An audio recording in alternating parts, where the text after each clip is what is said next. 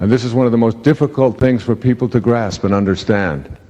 That if you become what you think about all day long, and what you think about all day long is what you don't want, or what you don't like, you will act upon what you don't want, because you can only act upon your thoughts.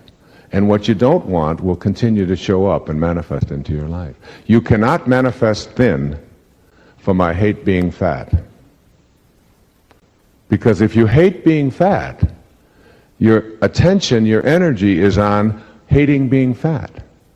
And you will then create more hating being fat into your life. You cannot manifest abundance from I despise being poor. Because the despising of being poor is your thought, you will attract more despising of being poor into your life. You'll have to act upon what you think about. And it gets worse.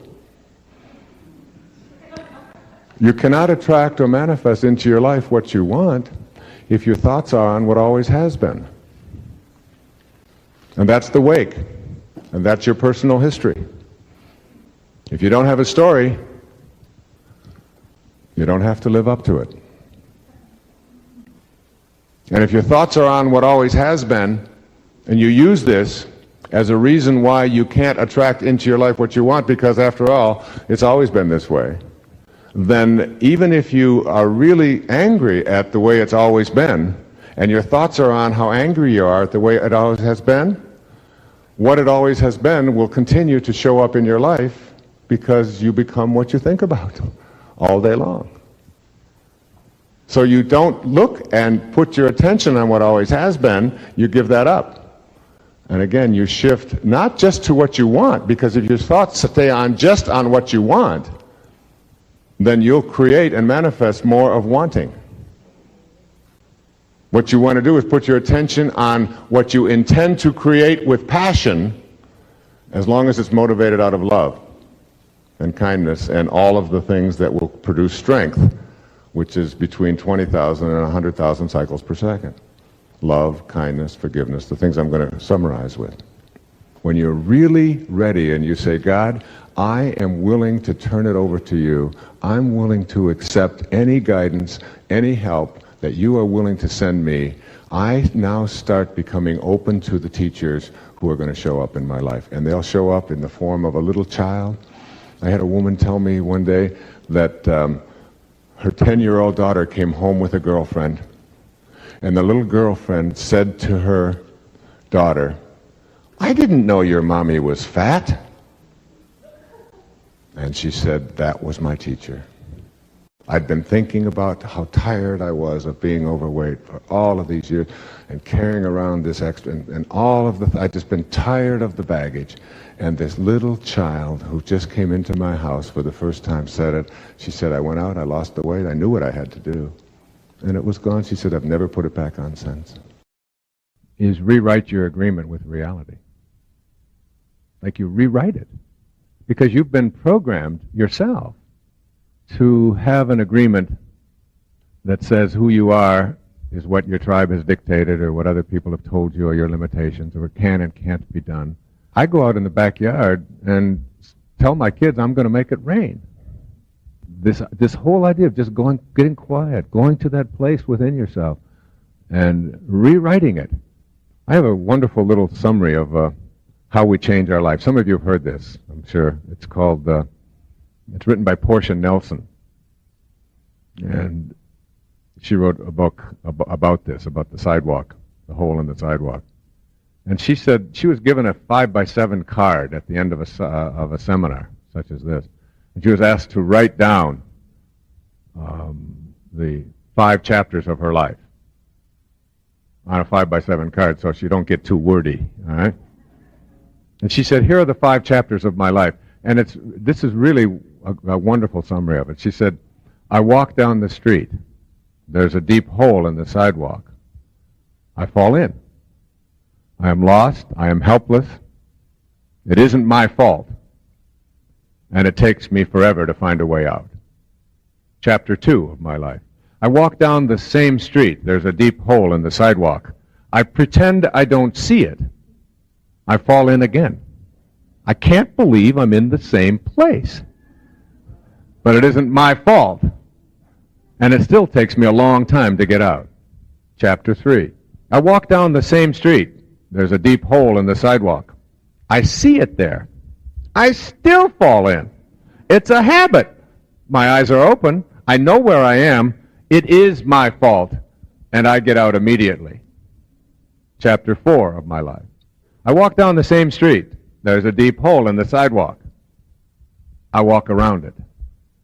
Chapter 5. I walk down another street. Isn't that great?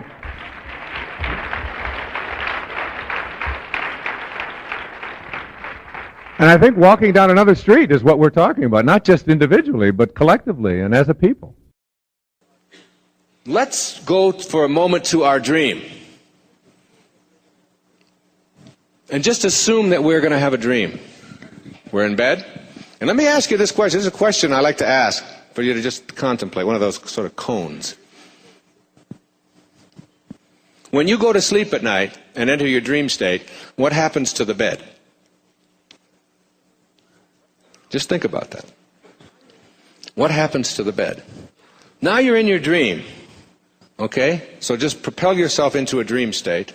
And in your dream, you notice, let's say you're over here, and you're in a room. And in this room, you look across the room, and you notice that there's a podium in the room. And it has some objects on it. Now you're in your dream. So in the state of dream consciousness, you say to yourself, I would like to examine that podium more closely. How do you do it in your dream? How do you examine it more closely in your dream state? Do you get out of bed? Is there a bed? Now we're talking about 1/3 of your life here, folks, okay? 1/3 of your life. As Lao Tzu said, I went to sleep and dreamt that I was a butterfly. Then I woke up, and now I don't know. Am I a man who dreamt he was a butterfly, or am I a butterfly who's dreaming that he's a man?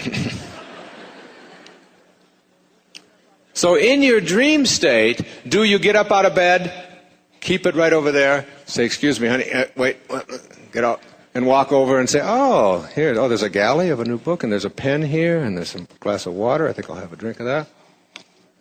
There's a microphone stand, there's things. Do you do that? No, you don't do that. Because you enter your dream without any doubt. So what you do in your dream state is, are you ready? Stay alert.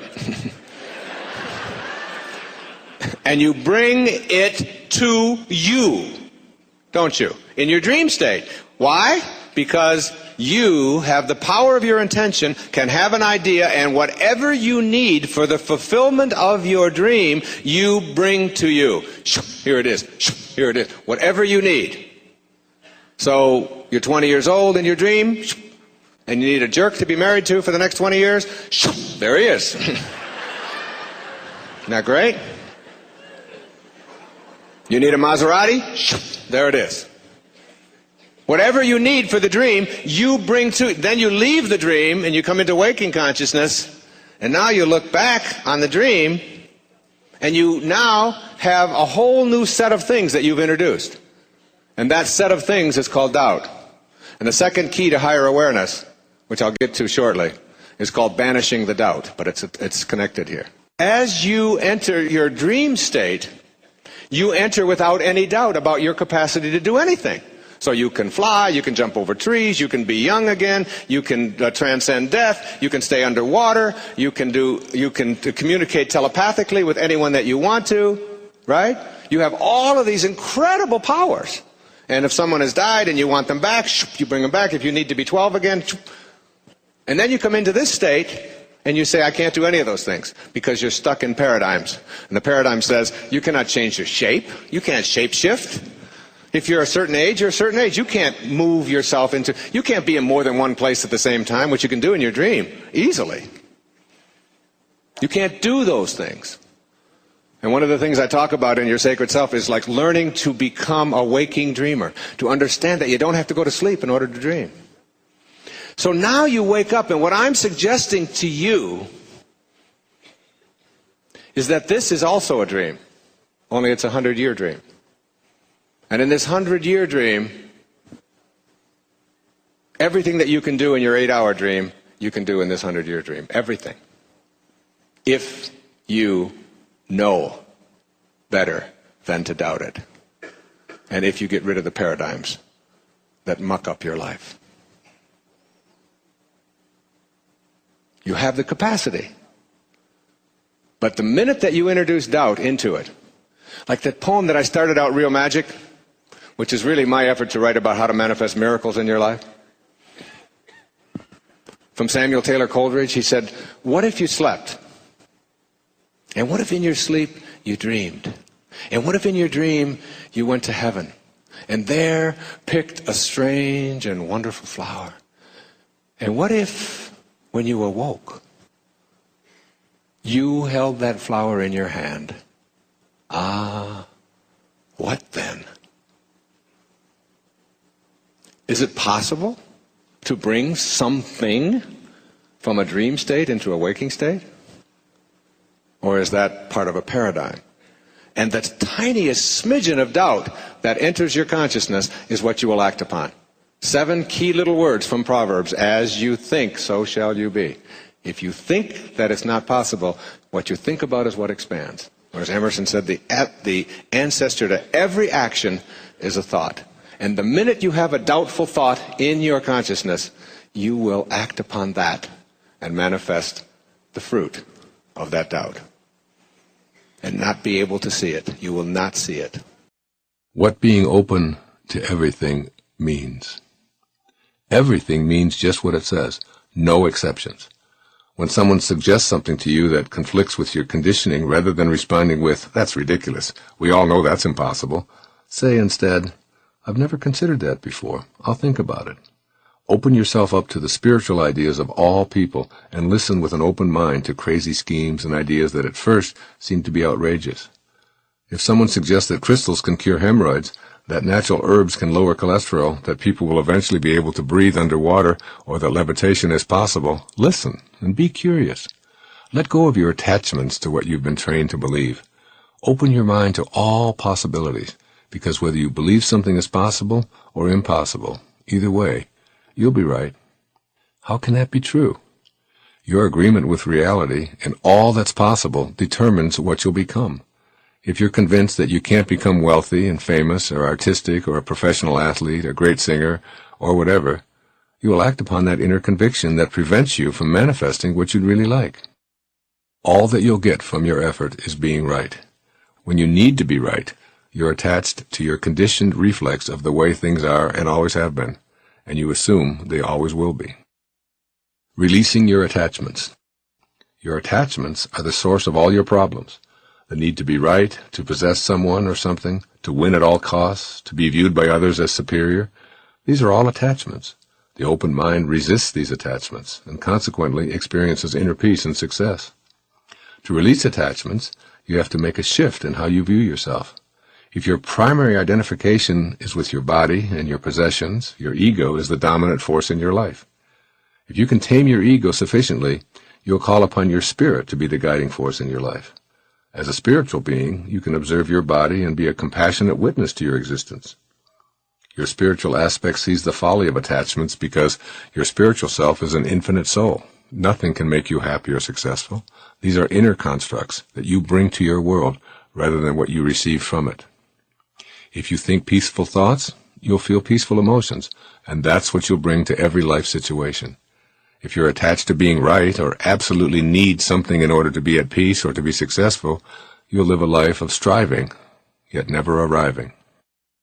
It's possible to have a burning desire, yet not have attachments. You can have an inner vision of what you intend to manifest and still detach yourself from the outcome. How? Consider this observation in A Course in Miracles. Infinite patience produces immediate results. It sounds like a paradox, doesn't it? Infinite patience implies an absolute certainty that what you'd like to manifest will indeed show up in a perfect order and exactly on time. The immediate result you receive from this inner knowing is a sense of peace. When you detach from the outcome, you're at peace, and you'll ultimately see the fruits of your convictions. Suppose you had a choice between two magic wands. With wand A, you can have any physical thing you desire by simply waving it. With wand B, you can have a sense of peace for the rest of your life, regardless of what circumstances arise. Which one would you pick? A guarantee of stuff or inner peace for the remainder of your life? If you opt for peace, then you already have wand B. Simply have a mind that is open to everything but attached to nothing. Let it all come and go as it will. Enjoy it all, but never make your happiness or success dependent on an attachment to anything, any place, and particularly any person. In all of your relationships, if you can love someone enough to allow them to be exactly what they choose to be, without any expectations or attachments from you, you'll know true peace in your lifetime. True love means you love a person for what they are, not for what you think they should be. This is an open mind and an absence of attachment. In essence, I'm urging you to stop taking your life so personally. You can end any and all suffering by reminding yourself that nothing in the universe is personal. Of course, you've been taught to take life very personally, but this is an illusion. Tame your ego and absolutely free yourself from ever taking anything personally. Keep these thoughts in mind, particularly when you feel lost or unsure of your purpose. My purpose is about giving. I'll direct my thoughts off of me and spend the next few hours looking for a way to be of service to anyone or any creature on our endangered planet. This will bring you back to a realization that it doesn't matter what you do as long as you're able to give. In order to fully give and be of service and ultimately feel purposeful, you must be able to say yes when you ask yourself, do I really possess what it is that I wish to give away? As I readied myself to make the shift from an exclusively spiritual being into the world of particles in 1939, I had the following conversation with the creative intelligence I'll call God. God, what would you like to accomplish on this journey you're about to undertake? Me, I'd like to teach self-reliance, compassion, and forgiveness. God, are you certain that this is what you wish to dedicate this entire lifetime to? Me, yes, I can see the need even more clearly now. God, well then I think we'd better put your little ass into a series of foster homes and have you stay there for a decade or so, where you'll learn to experience relying upon yourself, and we'll remove your parents so that you won't be dissuaded from your mission. Me, I'll accept that, but what about my parents? Who will best facilitate my life's purpose? God, you can select Melvin Lyle Dyer as your father, a prisoner, an alcoholic, and a thief. He'll abandon you as a baby and never show up in your life. You'll first practice hating him and seeking revenge, but you'll ultimately forgive him long after he's left his body. This act of forgiveness will be the single most important event of your life. It will put you on the path that you're signing up for. Me. And my mother? What about her?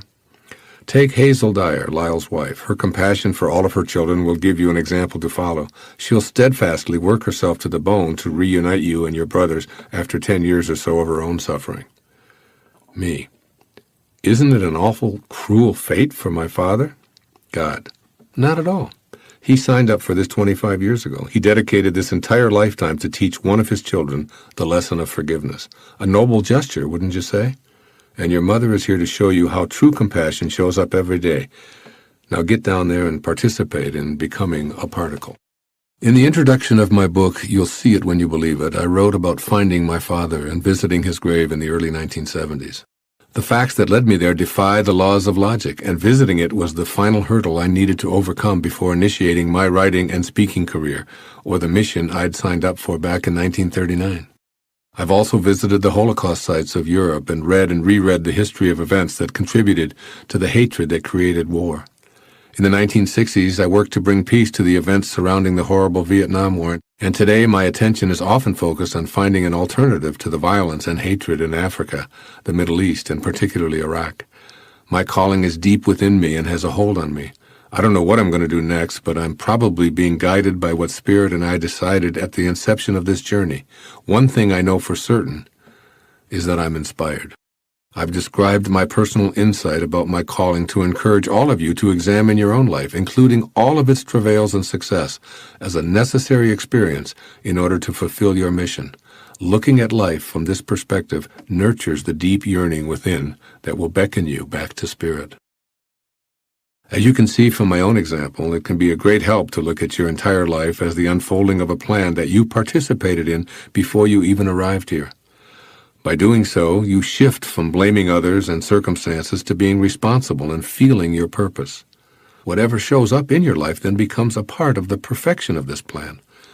When everything you experience seems unwelcome, for instance, you can search for what you gain from the apparent obstacles. If we can remember that we're responsible for what we're attracting, we can then eliminate the negative energy we wallow in.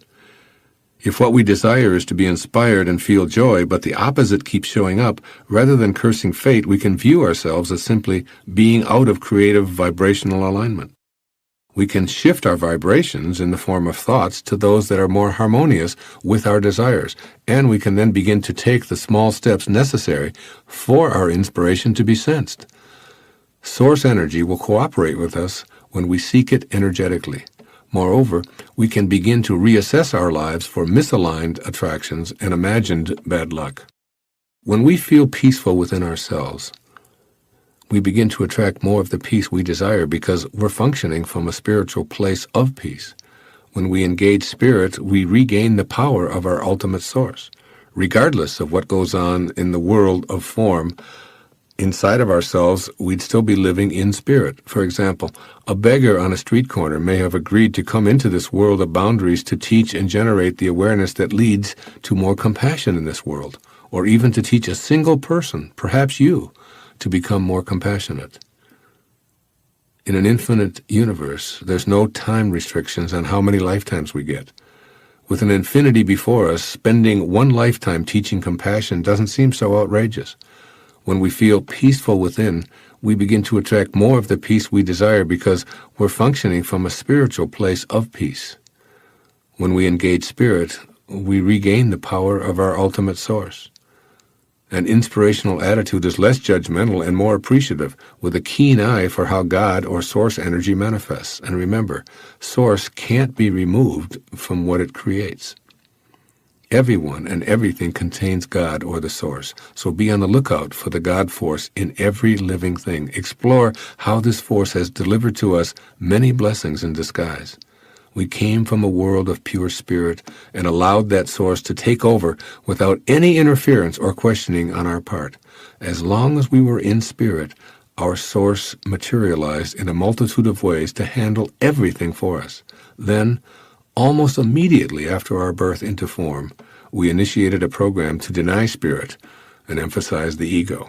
But now, as you listen to these words, you're on the threshold of dropping ego identity and returning to a life where inspiration awaits you.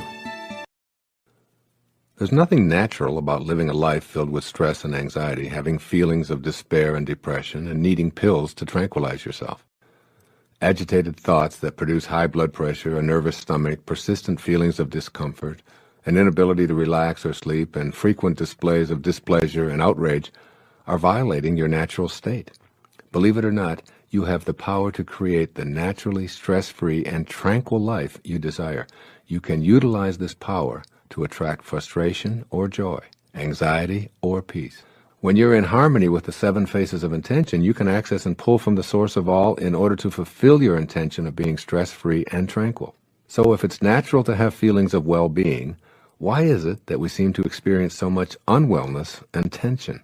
The answer to this question provides you with the key that leads to the peaceful life you desire.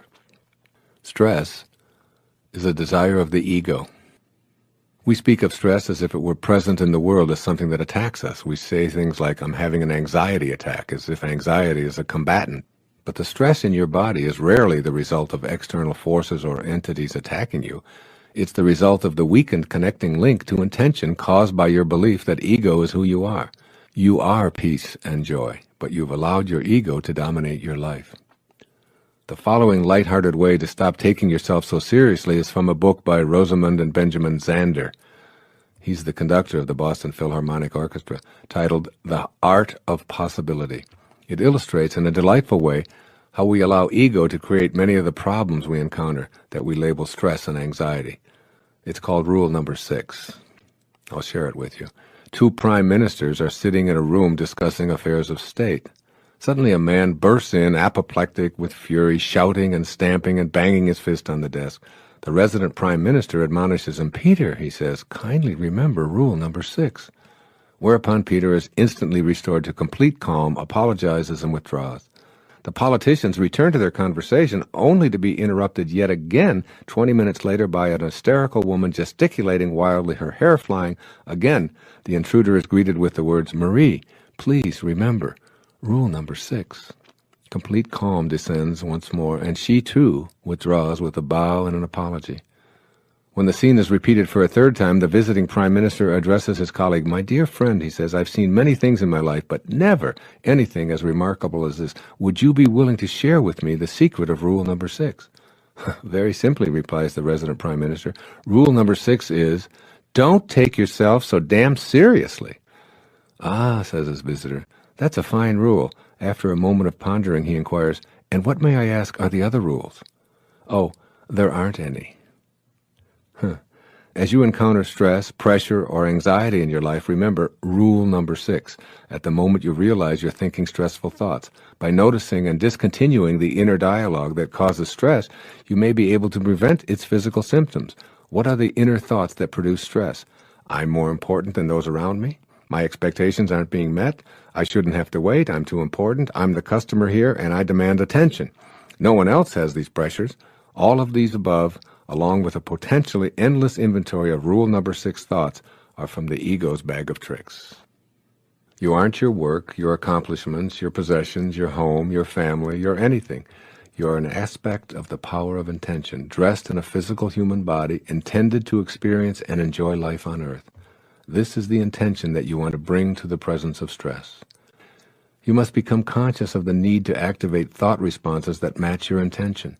These new responses will become habitual and replace your old habit of responding in stress-producing ways. When you examine segments of stress-producing incidents, you always have a choice. Do I stay with thoughts that produce stress within me, or do I work to activate thoughts that make stress impossible? Here's another easy tool that will help you to replace the habit of choosing anxiety and stress. I call them 5 magic words. Here they are. I want to feel good. I want to feel good. Your intention here is to be tranquil and stress-free. When you feel good, you're connected to your intentions, regardless of what goes on around you or what others expect you to feel. Many events will transpire in which your conditioned response is to feel bad. Be aware of these outer incidents and say the 5 magic words. I want to feel good. In that precise moment, ask yourself if feeling bad is going to make the situation any better.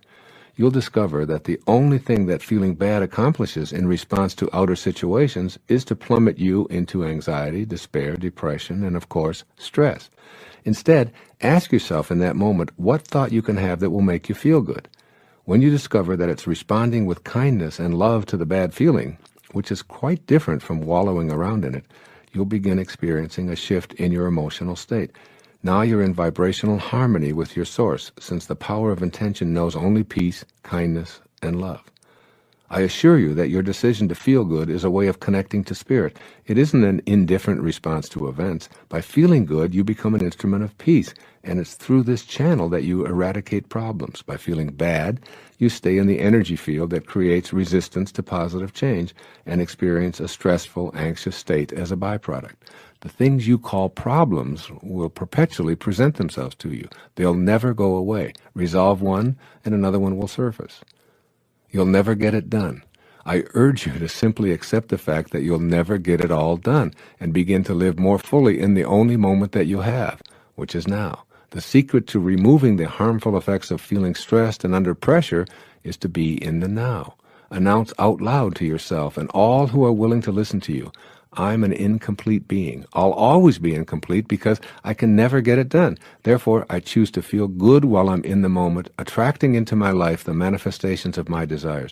I am complete in my incompleteness. All resistance melts away when you can feel complete in your incompleteness. What are your visions of yourself? You see, all of this business about if you get tired, how many of you get tired? You don't have to get tired. I don't get tired.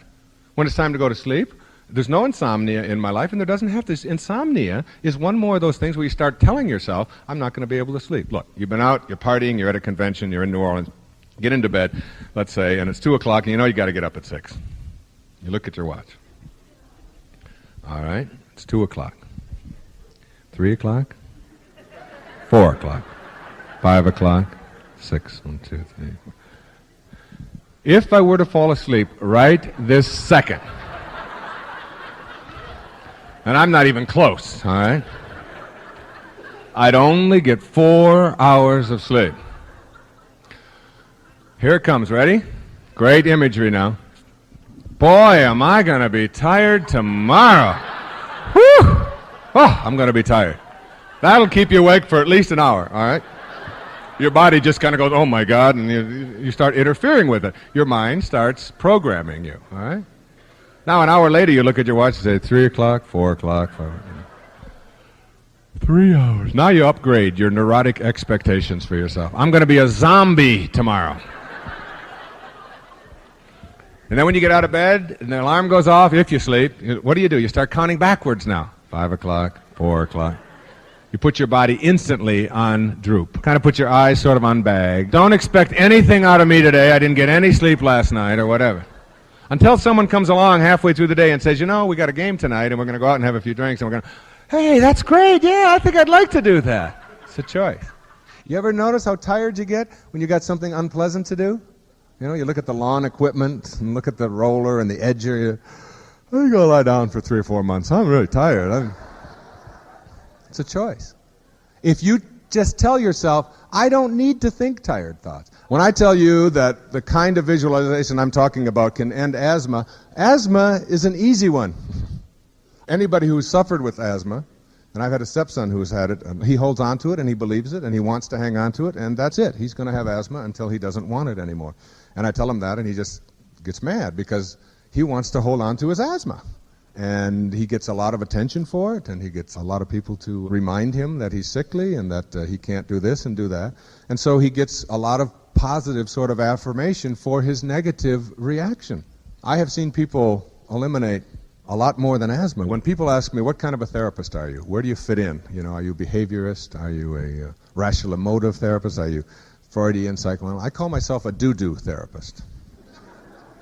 And I really mean that. A do-do therapist is someone who believes in the great secrets of the universe. One of the great secrets that you'll read in Icus is that I hear and I forget. I see and I remember. I do and I understand. And not one moment before. I mean, not one of you who knows how to swim by watching somebody else do it or listening to somebody else give you instruction. You know how to swim because you got in the water and you flop around and you fill your mouth up a few times and then eventually you do it. And you know something? What do you think is the difference in your physical skills between the moment before when you couldn't swim and the moment afterwards when you did let go and could swim for the first time? You think your physical skills are any different? They're exactly the same. We all know how to swim. Now you believe you can. And when you believe you can, you just do it. You just do it. And if you can't ride a bicycle, there's a woman who came to me and said, I can't ride a bicycle. My parents wouldn't let me. My mother would never let me get on a bicycle when I was a little kid. And I had these big white teeth and she was afraid I would break them. And I said, okay, that's great. Let's go. She said, go? Where are we going? She wanted to sit in the office. I said, I've got a bicycle downstairs in the garage, and we'll just go on, and I'm going to teach you how to ride a bike. You think I'm paying these kind of prices to come here and have you teach me how to ride a bicycle? I want to know why I can't. I said, oh, well, you didn't say that. That'll take another 30 seconds. You can't because you never got on one. And as soon as you do, and are willing to fail and fall down a few times, then you'll know how to ride it. And until that, you can blame mama forever. But it isn't going to change a thing. If you want to change something in your life, if you want to quit smoking, you don't need to go to the shit clinic. You don't need to go and poke holes in your cigarettes, so you get a hernia.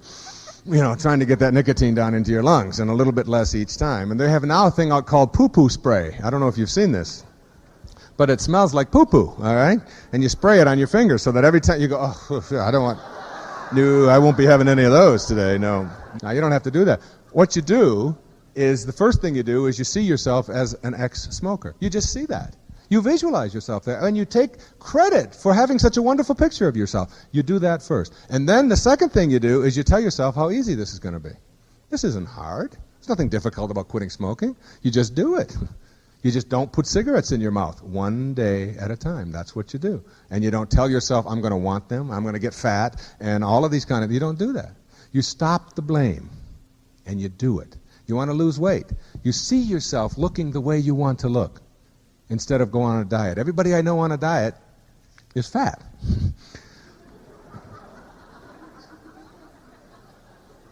And if you change the way you see yourself, then when you've eaten enough, you stop. You just see yourself in a different way. You stop that. No, I don't want any more. You say, I think I'll exercise a little more. I'm going to go out and I'm going to do some kind of exercise. I'm going to walk. I'm going to get myself on an exercise bike. I'm going to go to a dance class. I see myself this way. Now I'm just going to act out on that instead of saying, oh, it's so hard to quit. It's just so hard to lose weight. I'm so depressed. I think I'll have some candy as soon as I get over that, And I had a person come up to me after a talk one time and said, Dr. Dyer, you mean to tell me you never get depressed, ever? I said, of course not. She says, oh, that's depressing. Oh, that depresses me even more. You see, it depends on how you see yourself. Imagine for a moment that your entire life, everything you have ever known, is but a dream within the vast imagination of God.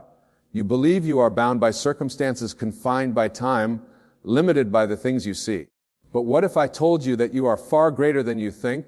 What if the very struggles you face are not obstacles, but whispers nudging you towards something beyond comprehension? There is a force moving through all things, shaping destinies, breaking chains, lifting veils. It is not the hand of chance or the cold laws of nature, but the divine orchestration of a power so immense, so precise, that if you could see its full scope, it would leave you breathless. You may think you are waiting on miracles, but the truth is miracles are waiting on you. You stand at the edge of a revelation, one that will shatter the illusion of limitation and awaken you to a reality far greater than the one you now know. This is not a message of hope alone. It is a call to remembrance, a call to awaken to the truth of who you are and the boundless plan set in motion for you before time began. You've been told that life is a series of random events, that you must struggle and strive, that destiny is out of your hands. But what if I told you that everything in your life, every joy, every trial, every unexpected twist, is part of a plan so vast, so intricate, that your mind could scarcely contain it? You are never meant to wander aimlessly, to live in fear, to question your worth. The world may have convinced you that you are small, but God's plan is not concerned with how things appear. It is not limited by what you see, nor by what others believe about you. It is infinite, unshakable, a divine force moving beneath the surface of all things. And whether you recognize it or not, it is working for you. The road ahead may seem uncertain, the circumstances before you may appear impossible, but do not be deceived by appearances. Do not let what you see with your natural eyes determine what you believe is possible. The unseen world is more real than the one you touch, and it is from that unseen world that all things are born. There are moments in life when everything seems to fall apart. The doors that once stood open slam shut. The path you thought would lead you to joy turns to dust beneath your feet. And in that moment, when all seems lost, you may wonder, where is God in this? Has He abandoned me? Has He forgotten the promises spoken over my life? But I tell you this, what do you see as an ending is merely the shifting of the heavens, the rearranging of time itself to make way for something greater. Then you are there to imagine. There is no mistake, no failure, no setback that can hinder what has already been ordained for you. What seems like a delay is not a delay at all. It is a preparation. It is the unfolding of divine intention in a way that your limited mind cannot yet perceive.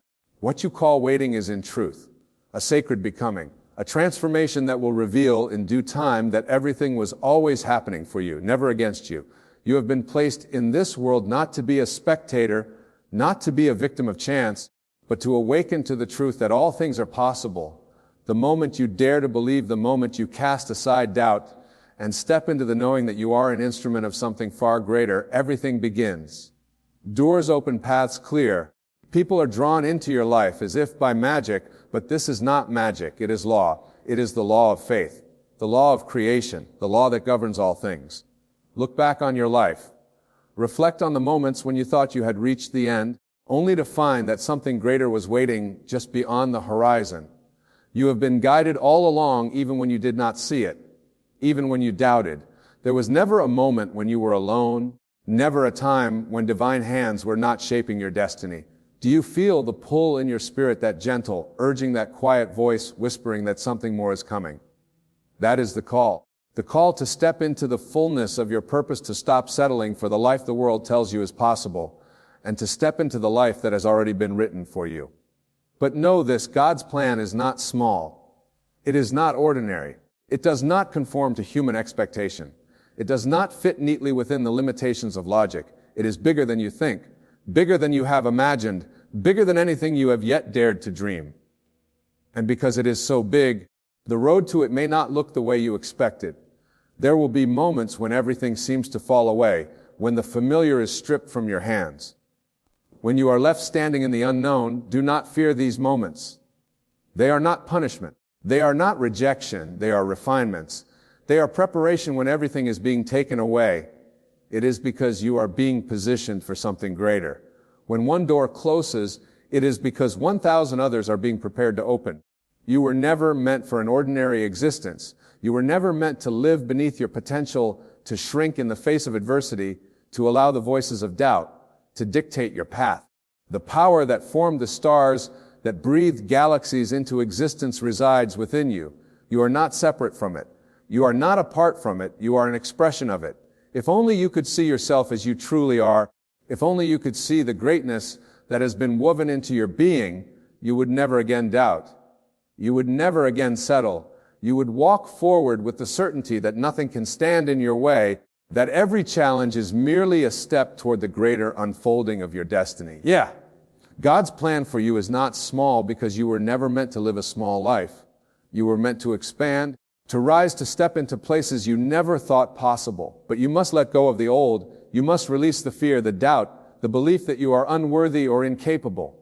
Those are illusions, shadows cast by the mind. The truth is far greater. And so the time has come. The moment is now. No more waiting. No more hesitating. No more wondering if you are ready. You are ready. You always have been. Step forward. Believe and watch as the impossible becomes your reality. You have been conditioned to believe in limitations, to accept a reality bound by the laws of the natural world. But what if I told you that the laws of the unseen are far greater, far more powerful, and that they are already working in your favor? What if I told you that the very thing you call reality is nothing more than a reflection of the deeper, unseen world that exists within? Every thought you entertain, every belief you hold, every vision you dare to see within your mind, it is all creating, shaping, molding the world around you. You are not here to react to life. You are here to command it.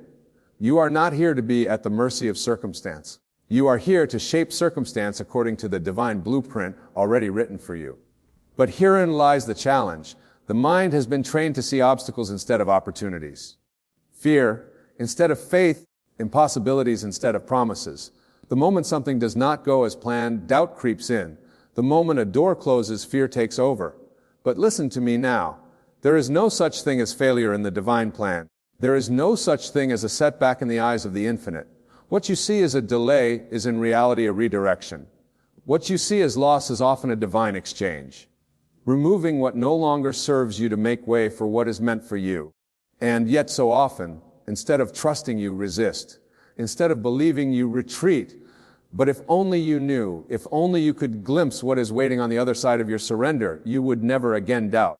God's plan is far bigger than you think, and because it is so big, it may not unfold the way you expect it. You may have thought the path would be straight, but instead it twists and turns, leading you through unfamiliar territory.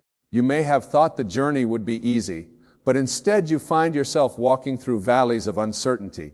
Yet even in those valleys, the hand of the divine is guiding you, shaping you. There's nothing wasted in the divine. Every moment of waiting, every season of struggle, every unanswered question, it all serves a purpose. You may not see it now, but in time you will look back and realize that even the detours were part of the plan. Even the heartbreaks, the disappointments, the closed doors, they were necessary, for they led you exactly where you needed to be. Look at the seed that is buried in the ground. To the untrained eye, it appears lifeless, as though nothing is happening.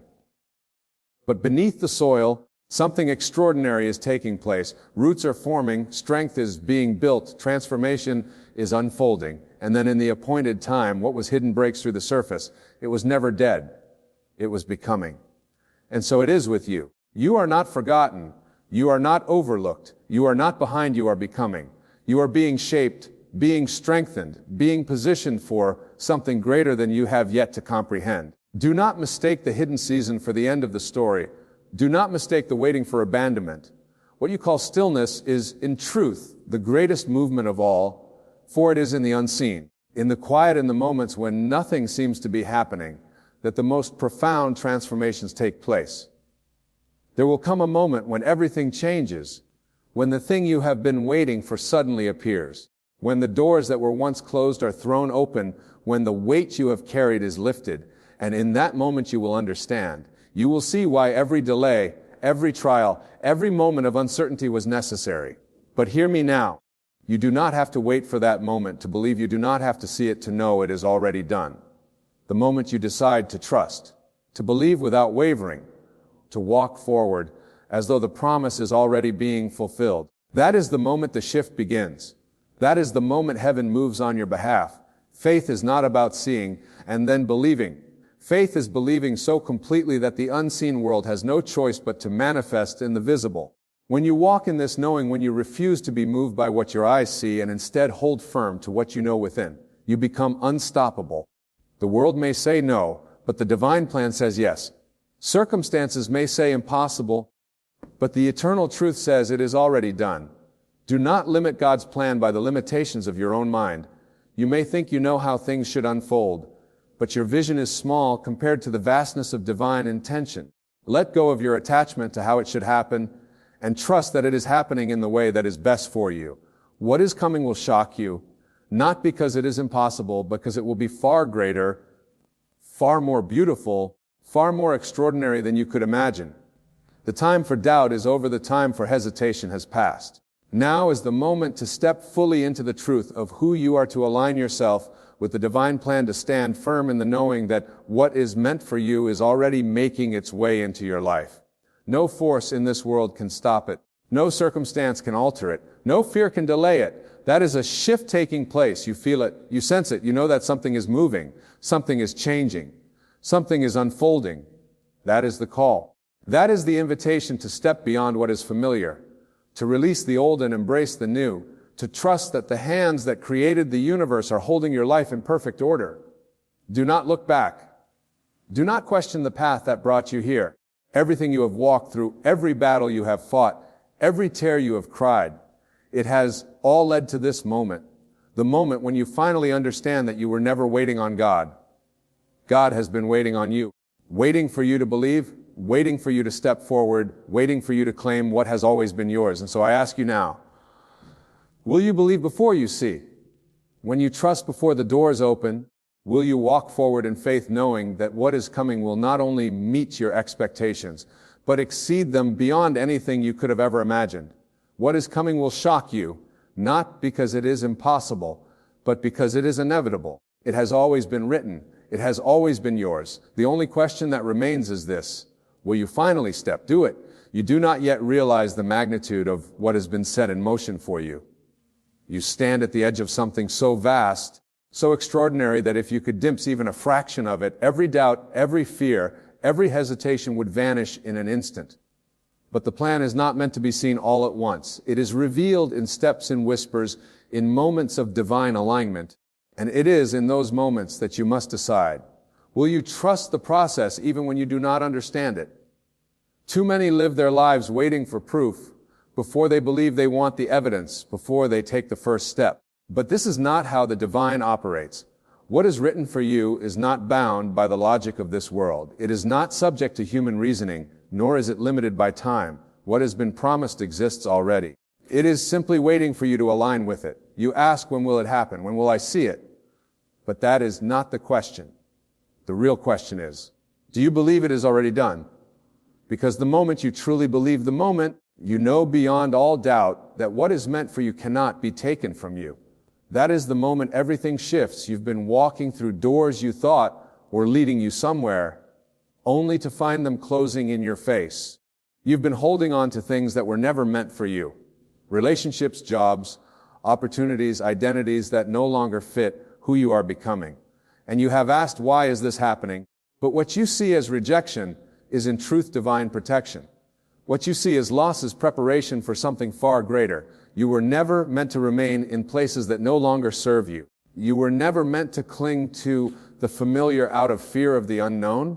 The life you desire, the future that is waiting for you, requires you to let go of everything that is keeping you tied to an old version of yourself. You cannot step into what is coming while holding on to what is meant to be left behind.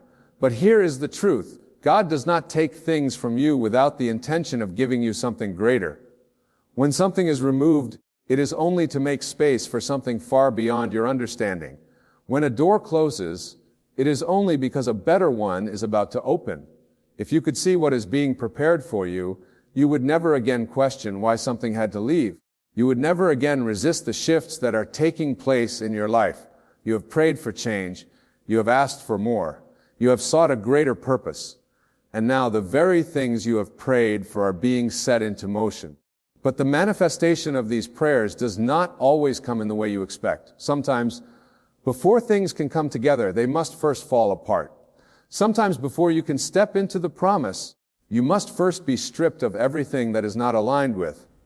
With it, do not fight the transformation that is happening. Do not resist the process. It may not look the way you thought it would, but trust that it is leading you exactly where you are meant to be. There are moments in life when you must walk by faith alone, when you must move forward, even when the path is unclear. This is one of those moments. The plan is unfolding even now. The pieces are coming together, even now. You may not see it. You may not feel it, but that does not mean it is not happening.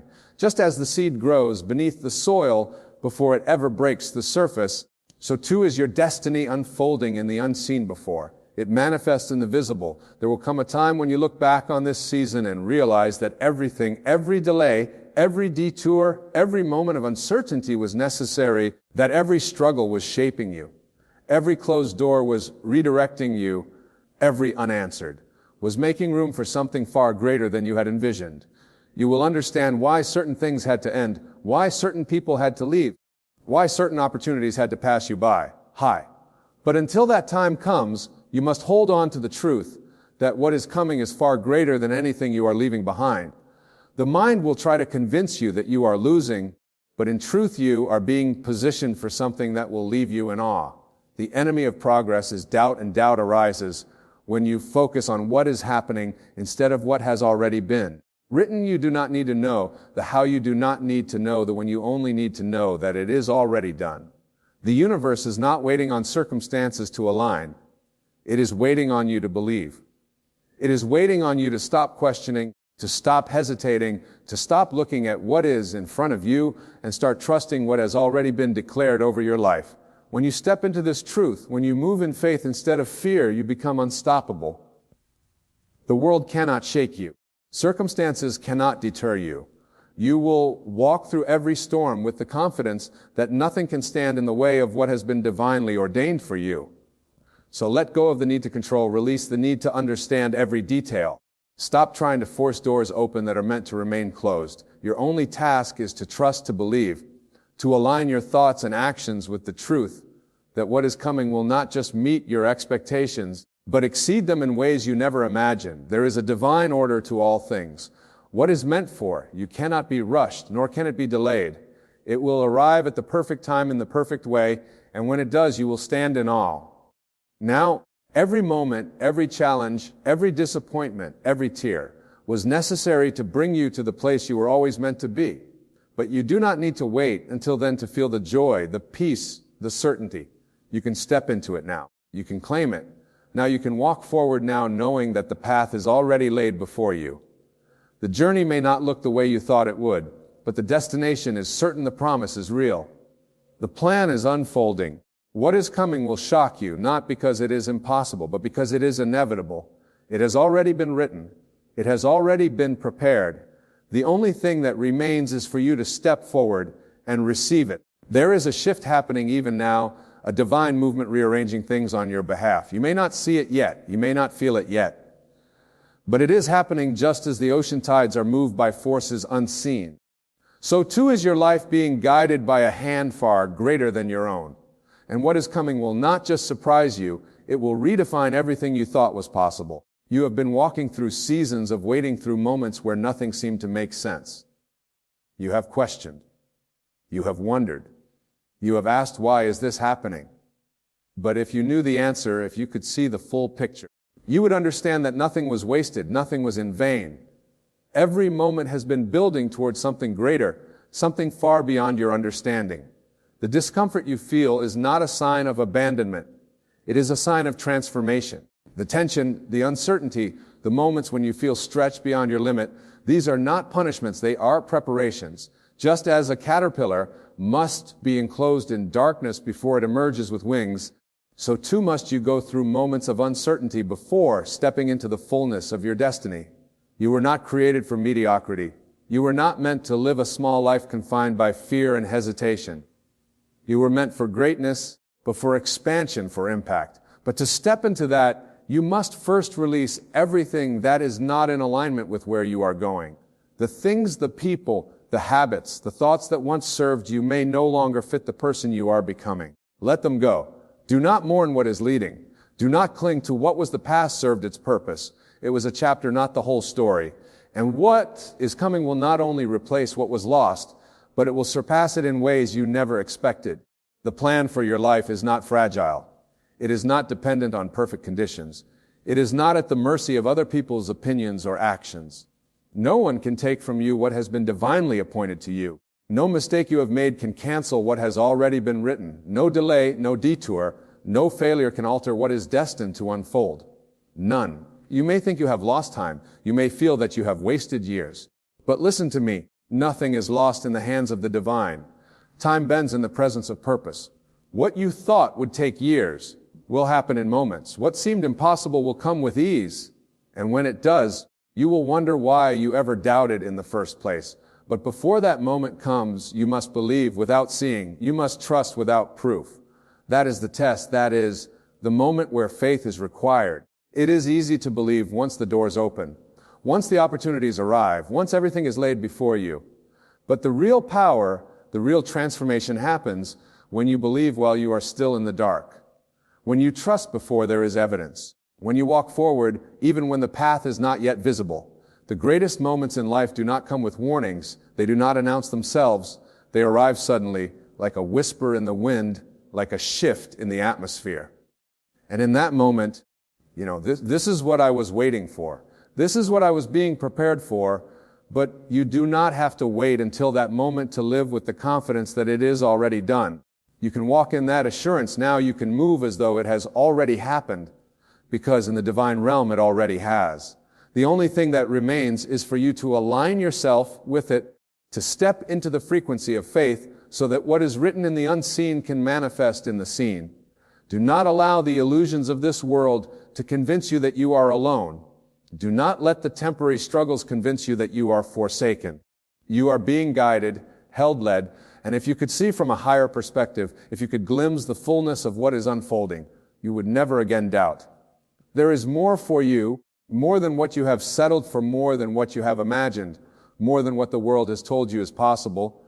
And the moment you decide to believe in the unseen more than the moment you trust in what is already yours, the floodgates will open. But you must be ready. You must be willing to release everything that is no longer serving your highest good.